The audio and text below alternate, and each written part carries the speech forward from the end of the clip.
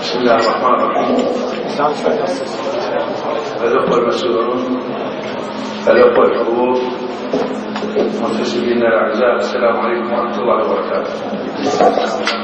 حقيقة الفخر كبير وشرفنا كبير اليوم يكون هذا المعرض الأول للرقابة الصحية في قطاع سوق الشوق، اللي هو نعتز به باعتباره من القطاعات السباقة دائما والمتميزة في عملها، وهذا غير من فيض.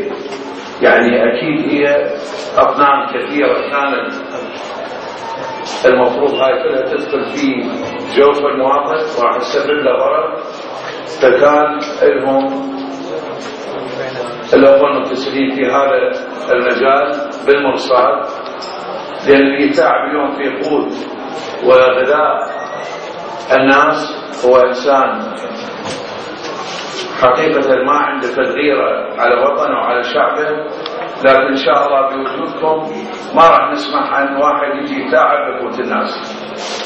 الرقابة الصحية من عملها أن تقف السد المنيع لمنع مثل الإشحالات، وتشوفون الإنجازات مالتهم كثيرة جدا.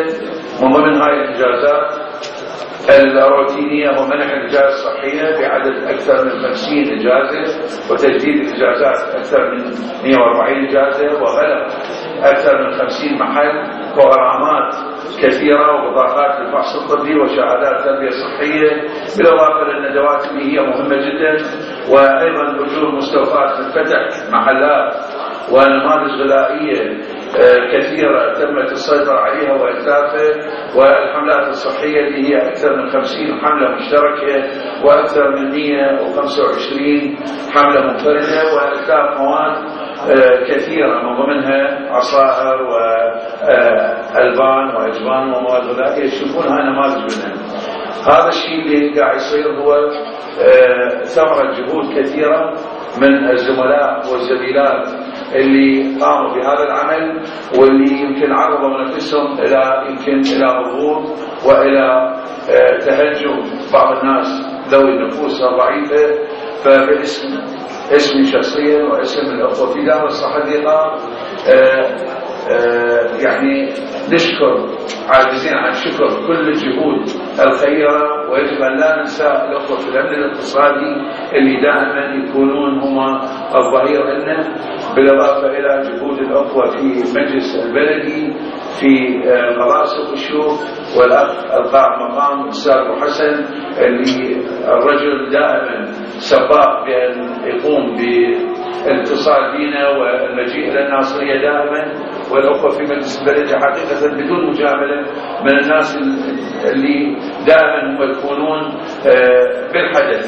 يعني من يسمع فشي يكون موجود، وحتى مرات يمكن يجوني في وقت حتى أرد أطلع بالطريق يجي يعني يحشو قد قبل يومين ثلاثة على مسألة أيضا مدير القطاع الرجل أبو حسن اتصل، ما كنت أعرف التليفون مالته، كنت يمكن ما أعرفه فنده أو شيء، مع ذلك اتصل بي ليلا. فالرجل المتابع هو المجلس البلدي، فأنا باسمي أيضا واسم الدار شكر جزيل.